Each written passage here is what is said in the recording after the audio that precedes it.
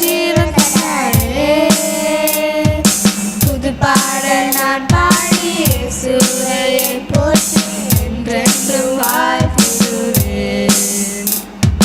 புது பாடல் நான் பாடி இயேசுவை போற்றி என்றென்றும் வாழ்த்திடுவேன். அல்லேலூயா ஆமென் அல்லேலூயா அல்லேலூயா ஆமென் அல்லேலூயா அல்லேலூயா ஆமென் அல்லேலூயா அல்லேலூயா ஆமென் அல்லேலூயா.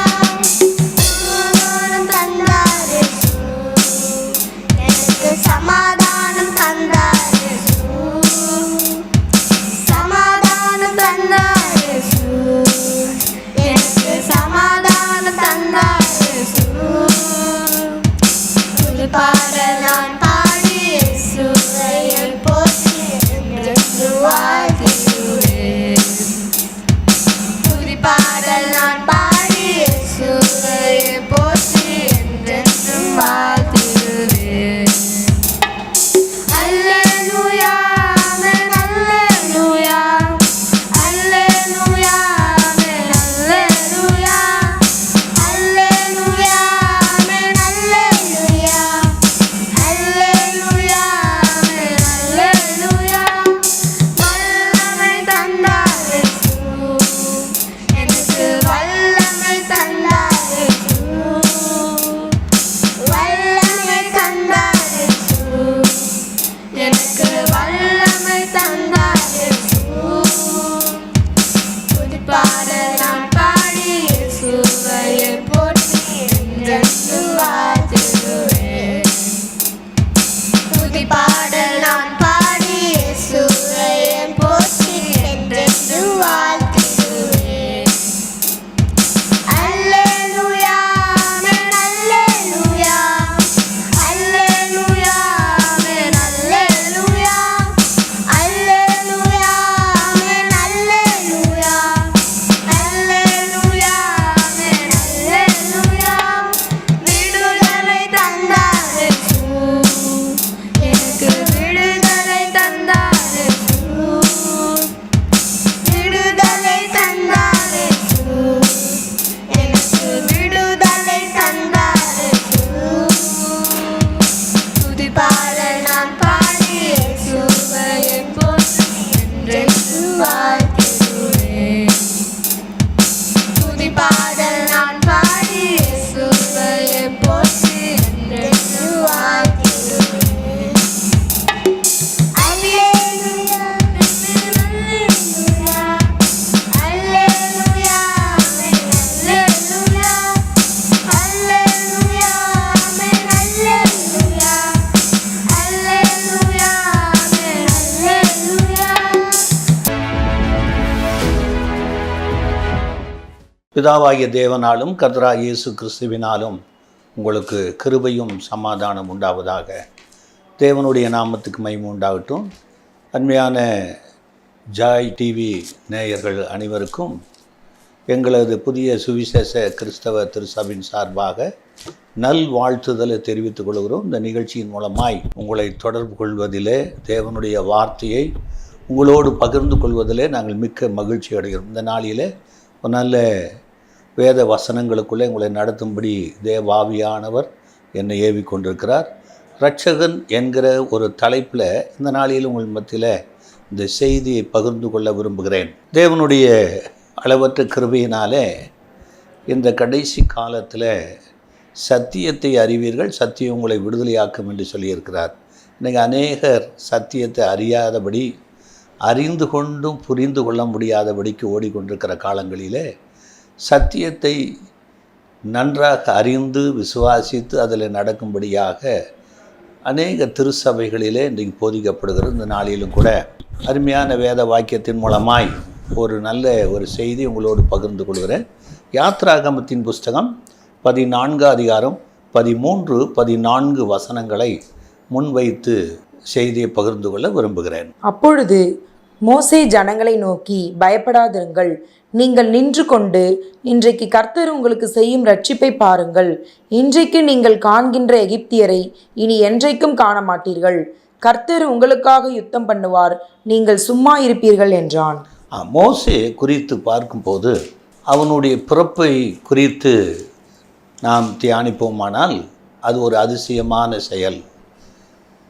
ஆனால் தேவன் அவனை ஒரு யூத லேவி குடும்பத்தில் பிறந்தாலும் அவனை 3 மாதம் ஒளித்து வைத்து நதியில் போடப்பட்ட போது அவனை பார்வோனின் குமாரத்தை எடுத்து வளர்த்து 40 ஆண்டுகள் ராஜாவினுடைய மாளிகையில் வளர்கிறான்.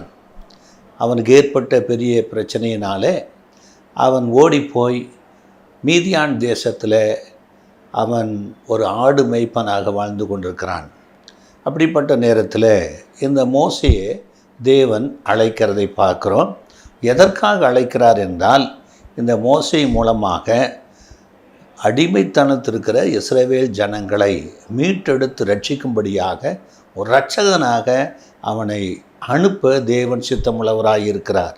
இந்த மோசே தான் அந்த ஜனங்களை நடத்துகிற வேளையில் அவன் சொல்லுகிற வார்த்தையினை மோசே ஜனங்களை நோக்கி, பயப்படாதிருங்கள், நீங்கள் நின்று கொண்டு இன்றைக்கு கர்த்தர் உங்களுக்கு செய்யும் ரட்சிப்பை பாருங்கள். இன்றைக்கு நீங்கள் காண்கிற எகிப்தியரை நீங்கள் ஒருபோதும் காண மாட்டீர்கள், கர்த்தர் உங்களுக்காக யுத்தம் பண்ணுவார் என்று இந்த ஜனங்களை மீட்டு கொண்டு வந்ததுக்கு பின்பு அவன் செய்கிற அற்புதங்களினாலும் அடையாளங்களினாலும் ஜனங்களை திடப்படுத்துகிறதை பார்க்கிறோம். எப்படி இந்த மோசே ஜனங்களை மீட்டு கொண்டு வந்தார் என்று நாம் விரிவாக பார்க்க முடியாது. ஒரு சில காரியங்களை நாம் கண்டு நாம் கடந்து போவோம். யாத்திராகமம் 3ஆம் அதிகாரம் 4வது வசனத்தை நாம் பார்க்கலாம். அவன் பார்க்கும்படி கிட்ட வருகிறதை கர்த்தர் கண்டார். முட்செடியின் நடுவிலிருந்து தேவன் அவனை நோக்கி, மோசே மோசே என்று கூப்பிட்டார். அவன், இதோ அடியேன் என்றான். அவன் மலையிலே ஆடுகளை மேய்த்து கொண்டிருக்கிறான். ஓரேப் என்கிற தேவ பர்வதத்தில் அவன் மேய்த்து கொண்டிருக்கிற போது ஒரு முட்செடி பயங்கரமாக எரிவதை காண்கிறான். ஆனால் முட்செடியானது எரிந்து போகவில்லை, அக்கினி அதில் பற்றி கொண்டிருக்கிறது. அவன் நெருங்கி போய் பார்த்தபோது அதிலிருந்து ஒரு சத்தம், மோசே மோசே என்று அவனுடைய பெயர் சொல்லி அழைக்கிற கர்த்தருடைய சத்தத்தை அவன் கேட்குறான். அவன் கேட்ட மாத்திரத்தில் இதோ அடியேன் என்று அவன் தேவனுடைய வார்த்தைக்கு பிரதியுத்தரம் சொல்கிறான். ஆக என்ன ஒரு காரியம் என்றால், யாத்திராகமம் 3 அதிகாரம் 7, 8, 9 வசனங்களை நாம் பார்க்கும்போது, அப்பொழுது கர்த்தர், எகிப்தில் இருக்கிற என் ஜனத்தின் உபத்திரவத்தை நான் பார்க்கவே பார்த்து ஆளோட்டிகளின் நிமித்தம் அவர்கள் இடுகிற கூக்குரலை கேட்டேன். அவர்கள் படுகிற வேதனைகளையும் அறிந்திருக்கிறேன். அவர்களை எகிப்தியரின் கைக்கு விடுதலையாக்கவும் அவர்களை அந்த தேசத்திலிருந்து நீக்கி கானானியரும் ஏத்தியரும் எமோரியரும் பெருசியரும் ஏவியரும் எபூசியரும் இருக்கிற இடமாகிய பாலும் தேனும் ஓடுகிற நலமும் விசாலமுமான தேசத்தில் கொண்டு போய் சேர்க்கவும் இறங்கினேன். இப்பொழுதும் இஸ்ரவேல் புத்திரரின் கூக்குரல் என் சன்னதியில் வந்து எட்டினது. எகிப்தியர் அவர்களை ஒடுக்குகிற ஒடுக்குதலையும் கண்டேன். ஆமாம், கர்த்தர் அவனோடு பேசுகிற காரியம் என்னவென்றால், எகிப்தில் யோசேப்பின் காலத்தில் யாக்கோப்பின் குடும்பம் 70 பேர் எகிப்தின் ராம்சேஸுங்கிற இடத்துல போய் தங்கினார்கள். ஆனால் அவர்கள் 400 ஆண்டுகள் பழுகி பெருகி ஒரு பெரிய திரள் கூட்டமாய் இருக்கிறபடினால எகிப்தின் ராஜா அவர்களை வேலைகளினாலே ஒடுக்கி அவர்களை கீழ்ப்படுத்தி ஆண்டு கொள்ள அவன் விரும்பி அந்த ஜனங்கள் மேலே ஆளோட்டிகளை வைத்து கடினமான வேலை வாங்குவதை பார்க்குறோம். இப்படி அவர்கள் ஒடுக்கப்படுகிற வேளையில் அவர்கள் தங்கள் ஆபிரகாம், ஈசாக்கு, யாக்கோப்பு என்பவர்களுடைய முற்புதாக்களின் தேவனை நோக்கி அவர்கள் கூப்பிடுகிறார்கள். கர்த்தர் அவர்களுக்கு செவி கொடுத்து அந்த அடிமைத்தனத்திலிருந்து எகிப்திலிருந்து அவர்களை விடுதலையாக்கும்படி சித்தமுள்ளவராய் அவர்களை அழைத்து வரும்படி தான் இந்த மோசையை அழைக்கிறார். இந்த மோசையை அழைத்த போது அவர் சொல்லுகிறாரு, எகிப்தில் என் ஜனங்கள் படுகிற உபத்திரவத்தை பார்க்கவே பார்த்தேன். அதோடு மாத்திரமில்லாமல் அந்த எகிப்தில் அவர்கள் கூக்குரலை கேட்டேன். மூன்றாவதாக அவர்கள் வேதனைகளை அறிந்தேன். ஆக இந்த ஒடுக்குகளுடைய ஒடுக்கின் கையிலிருந்து அவர்களை மீட்டு ரட்சிக்கும்படியாக நான் உன்னை அழைத்திருக்கிறேன் வா என்று சொல்லி அவனை அழைக்கிறதை பார்க்குறோம். யாத்திராகமம் 1 அதிகாரம் 11, 12 வசனங்கள். அப்படியே அவர்களை சுமை சுமக்கிற வேலையினாலே ஒடுக்கும்படிக்கு அவர்கள் மேல் விசாரணைக்காரரை வைத்தார்கள். அப்பொழுது அவர்கள் பார்வோனுக்காக பித்தோம், ராமசேஸ் என்னும் பண்டசாலை பட்டணங்களை கட்டினார்கள். ஆனாலும் அவர்களை எவ்வளவு ஒடுக்கினார்களோ அவ்வளவாய் அவர்கள் பலுகி பெருகினார்கள். ஆகையால் அவர்கள் இஸ்ரவேல் புத்திரரை குறித்து எரிச்சல் அடைந்தார்கள். எவ்வளவாய் ஒடுக்கினார்களோ அவ்வளவாய் அவர்கள் பலுகி பெருகினார்கள்.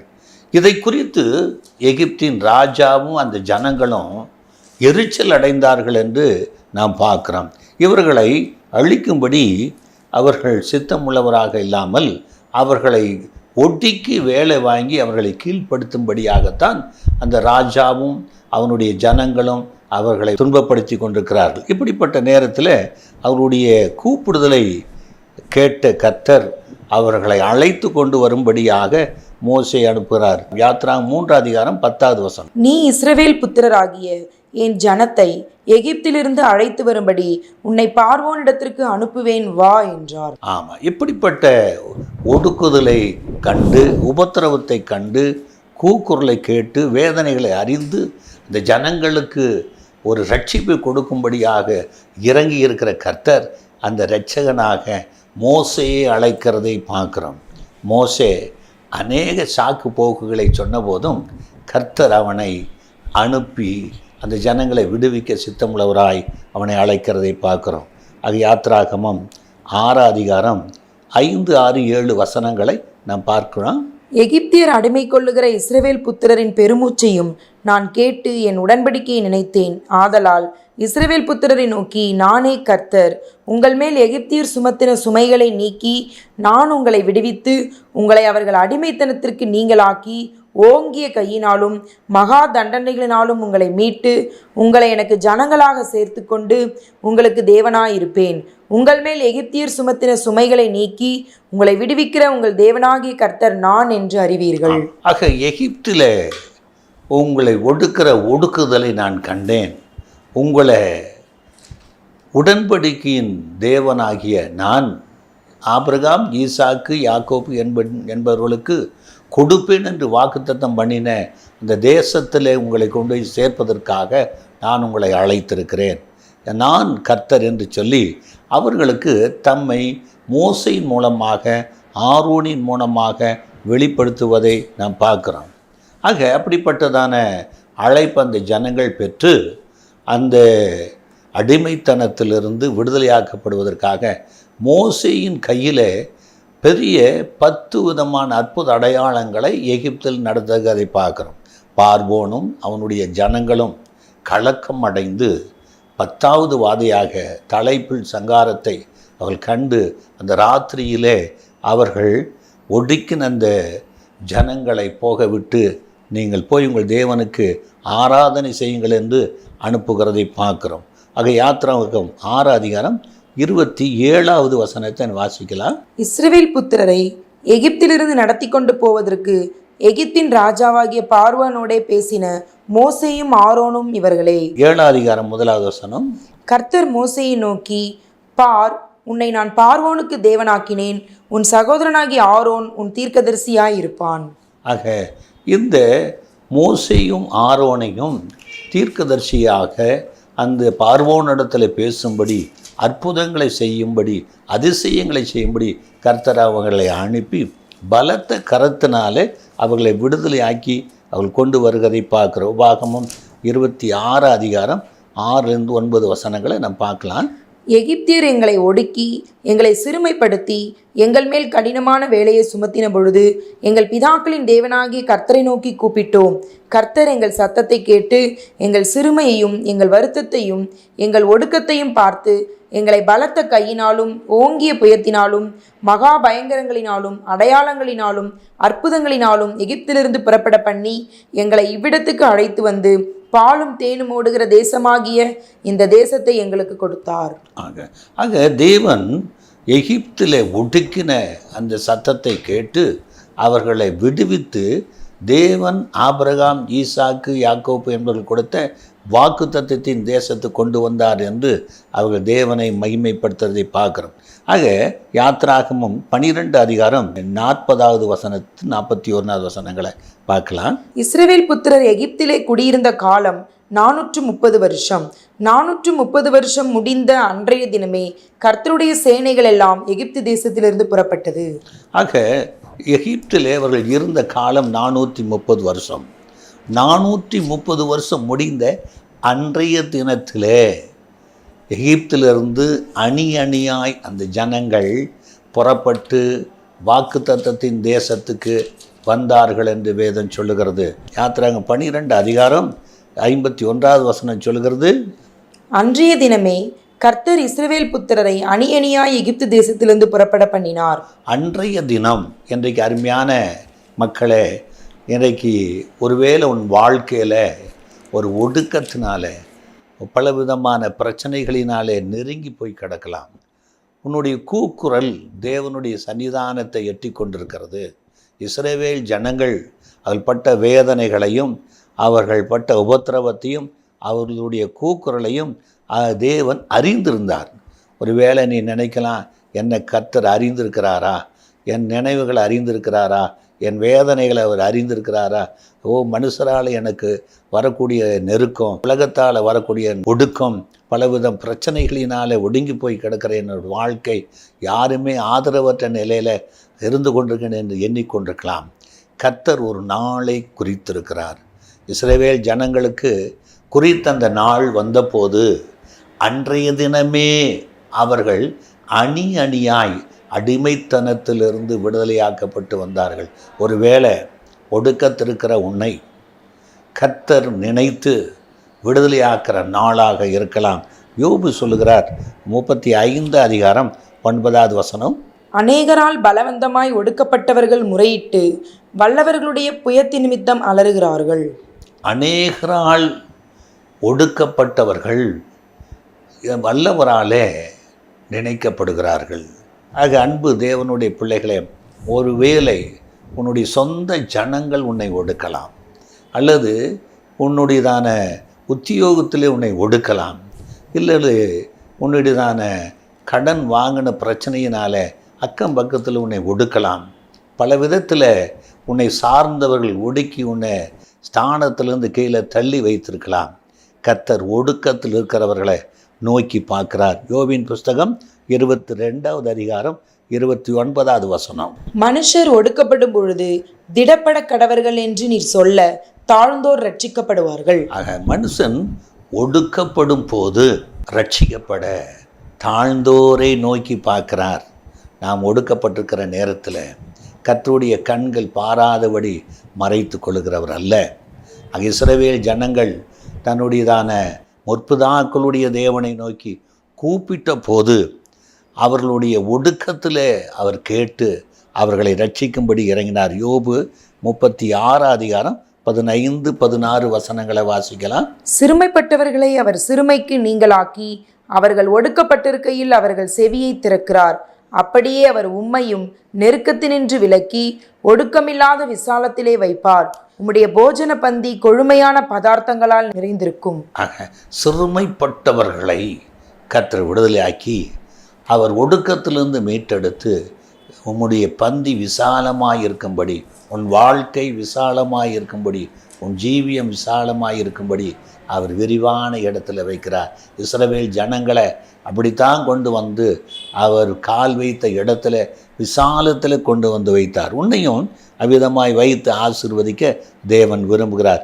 146வது சங்கீதம் 7வது வசனம், அவர் ஒடுக்கப்பட்டவர்களுக்கு நியாயம் செய்கிறார், பசியாயிருக்கிறவர்களுக்கு ஆகாரம் கொடுக்கிறார், கட்டுண்டவர்களை கர்த்தர் விடுதலையாக்குகிறார். ஆக ஒடுக்கப்பட்டவர்கள், பசியாய் இருக்கிறவர்கள், கட்டுண்டவர்களை அவர் ரட்சிக்கிறார் என்பதற்கு இதுதான் அர்த்தம். ஆகவே 103வது சங்கீதம் 6வது வசனத்தை பார்க்கலாம்.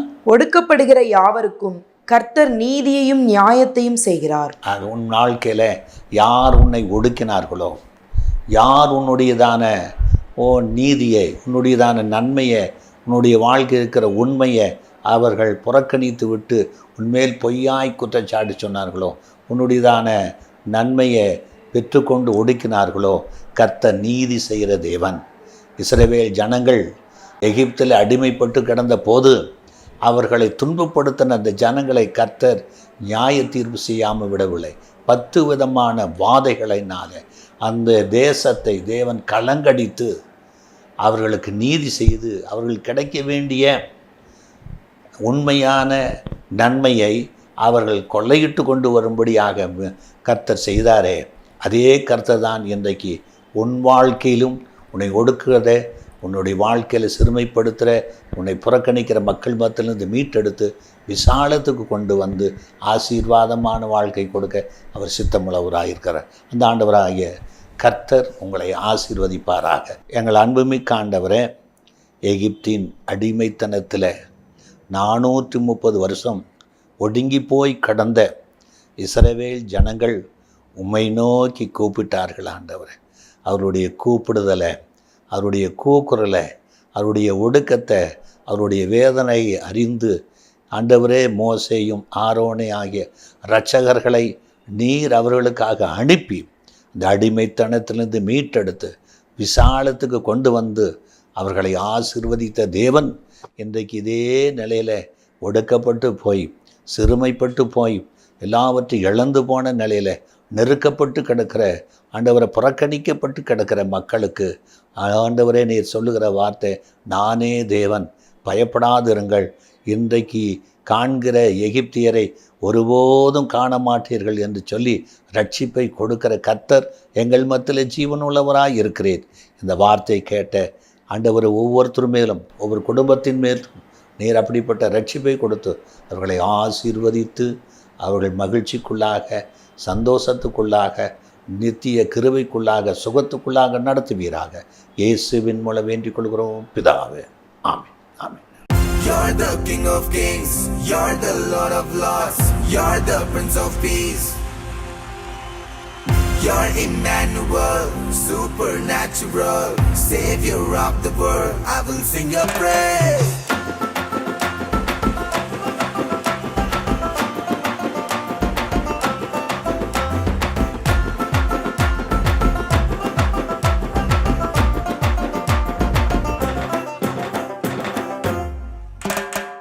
ஒரு வார்த்தை சொல்லும் கர்த்தாவே, எங்கள் வாழ்க்கையெல்லாம் செழிப்பாகுமே. ஒரு வார்த்தை சொல்லும் கர்த்தாவே, எங்கள் வாழ்க்கையெல்லாம் செழிப்பாகுமே.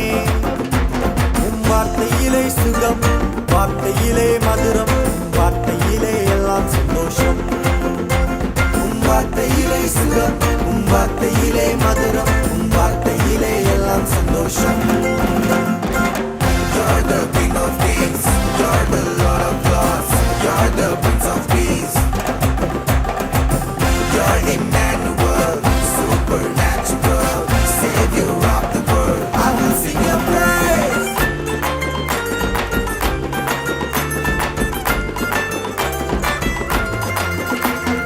மாறாவின் கண்ணீரெல்லாம் மதுரமாக மாறிப் போகும். மாறாவின் கண்ணீரெல்லாம் மதுரமாக மாறிப் போகும். கண்ணீர் மாறிடும், துக்கம் மாறிடும், கண்ணீர் மாறிடும், துக்கம் மாறிடும். ஒரு வார்த்தை சொன்னால் போதும், நீ ஒரு வார்த்தை சொன்னால் போதும். ஒரு வார்த்தை சொல்லும் கர்த்தாவே, எங்கள் வாழ்க்கையெல்லாம் செழிப்பாகுமே. ஒரு வார்த்தை சொல்லும் கர்த்தாவே, எங்கள் வாழ்க்கையெல்லாம் செழிப்பாகுமே. உம் வார்த்தையிலே சுகம், வார்த்தையிலே மதுரம், உம் வார்த்தையிலே எல்லாம் சந்தோஷம். உம் வார்த்தையிலே சுகம், உம் வார்த்தையிலே மதுரம், உம் வார்த்தையிலே எல்லாம் சந்தோஷம். Yeah.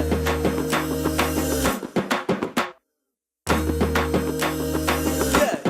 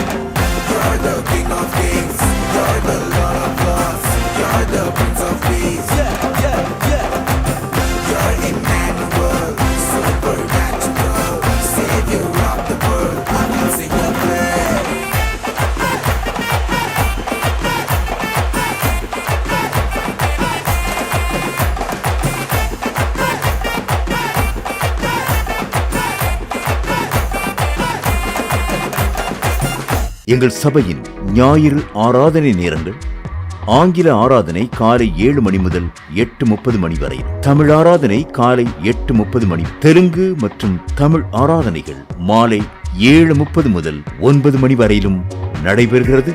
இவ் ஆராதனைகளில் பங்கு பெற்று இறையாசியை பெற்று மகிழுங்கள். மேலும் ஒவ்வொரு வெள்ளிக்கிழமை தோறும் பகல் 11 மணிக்கு உபவாச ஜெபமும் நடைபெறுகிறது என்பதை தெரிவித்துக் கொள்கிறோம். Reverend J. ஜோதி பிரகாசம், புதிய சுவிசேஷ கிறிஸ்தவ திருச்சபை, ராஜீவ் காந்தி சாலை, OMR, புனித தோமா தெரு, எகாட்டூர், சென்னை 130.